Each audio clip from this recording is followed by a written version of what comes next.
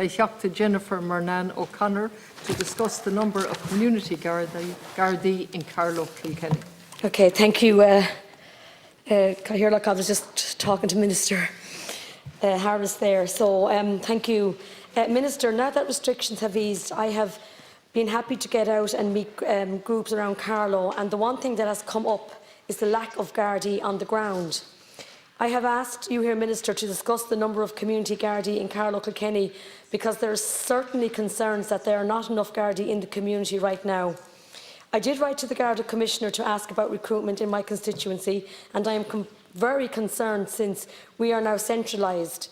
Carlow certainly seems to be the poor relation in the arrangement.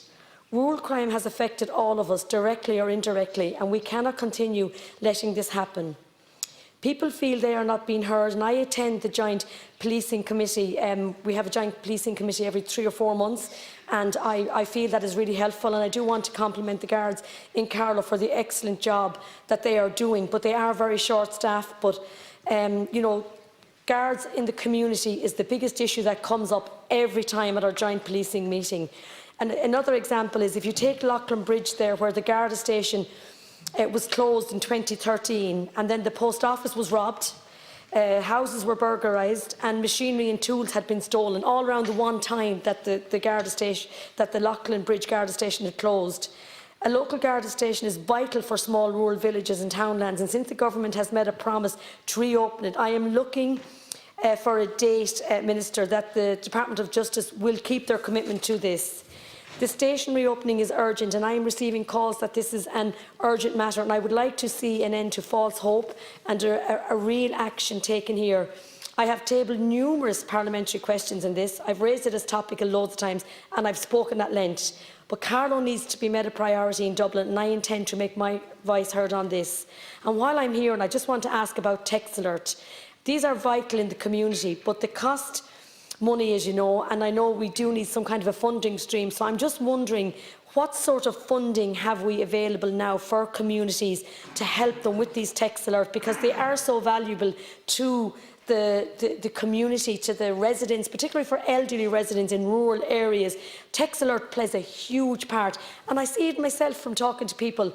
You know, they talk about the cost of living, and it's these type of, I think, things that will be cut down on if people can't afford to do Text Alerts. So I do know there was a scheme with Leader, and I'm just wondering, could we actually put up a scheme that would make sure and encourage that we keep our Text Alerts going and that there is some funding there for people? Thank you very much. Thank you very much, I obviously, on behalf of the Minister for Justice, McEntee, I would like to thank the Deputy for raising the issue in the House this evening. As the Deputy will be aware, under Section 26 of the Garda Síochána Act 2005, as amended, the Garda Commissioner is responsible for the management and administration of Garda business, which encompasses all operational policing matters, including the allocation of resources. As the Minister for Justice has no statutory role in relation to these operational policing matters.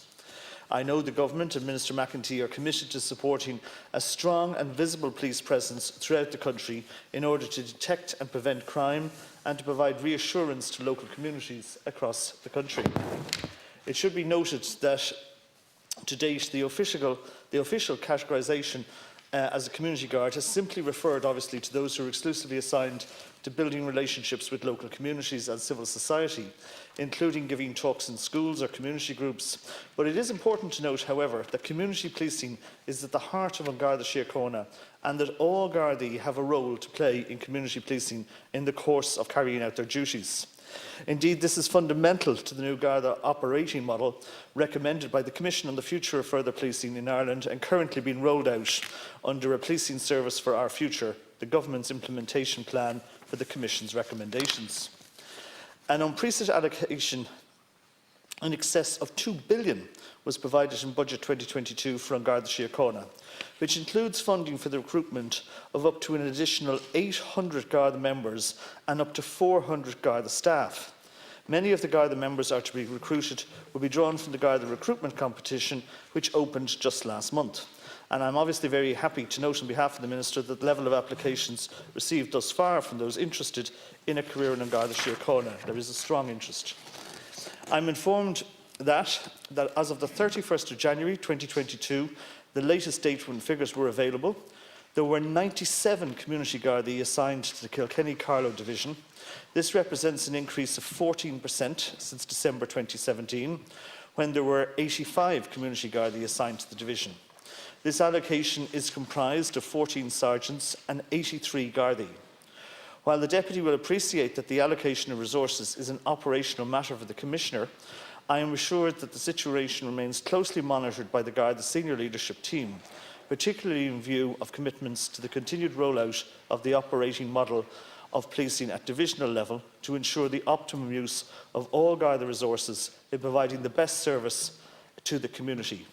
I can reassure the Deputy that Minister McEntee will continue to engage closely with the Garda Commissioner in relation to all community safety issues in the context of prioritising the delivery of the suite of community safety commitments contained in the Programme for Government and the Justice Plan. Thank you. Yeah, thank you, Minister. And you know, it is great to welcome the new recruitment of 800 guards, and I do welcome that, and the new staff members. Also, you gave me 97 community guards assigned to Kilkenny-Carlow division, but you didn't actually tell me how many guards are in Carlow. And while Carlow is always the smaller of Kilkenny, and I am the TD for Carlow-Kilkenny, I just think it's important that I get the figures for Carlow. And while it's good to see the increase, but it is important that Carlow is never left behind. And I always feel because we're a smaller county, we are. So I would ask for the figures for Carlow itself. Again, I just want to compliment the guards that I know in Carlow and Kilkenny. They do an excellent job. But it is important that community guards is what we need to see more of. And I think particularly in rural areas like Carlow and County Carlow, that has always been what I suppose what we've always wanted and what is there. And I just think there's always that sense of security there, as I said again, particularly for elderly people. But I just think it is important too that we talk about the text alert, because I actually attended a text alert meeting there myself recently, and it was lovely to see the big crowd at it, and it was lovely to see, you know, it was kind of like a little community event. But there is a concern now about paying money towards it. And I just think we need to look at that, and we need to encourage people to go more into text alert, particularly again in rural areas. But also I think there should be funding there. Now, what department again, you know, we need to look at. But I just think, again, Minister, while it is good that there is recruitment of new guards, and again I welcome that, but I just think you have to make sure that the smaller counties like Carlow are not left behind. I would ask that you would send me out the figures for the Carlow Garda station. And again, I just want to say well done to everyone involved. I know myself that with COVID and everything that has happened, it hasn't been easy on everybody going through COVID nearly the last 2 years. And I know the Garda have played a huge part calling to people, checking on people. And I think we have to recognise the work they do, but we need to make sure we have enough guard in the community. Thank you very much. And thank you again, Deputy, for raising the issue. I will obviously convey your comments to the Minister. I think it is important just to restate that key point that I made, that local and senior Garda manager are consulted during the allocation of personnel, but they are responsible for the specific deployment or assignment of duties undertaken at a divisional level. In relation to text alert, I've heard what you've said. I again just go back to the point I made about the budget in 2022 providing for the establishment of the new Community Safety Innovation Fund, but I will also convey your comments on text alert to the Minister.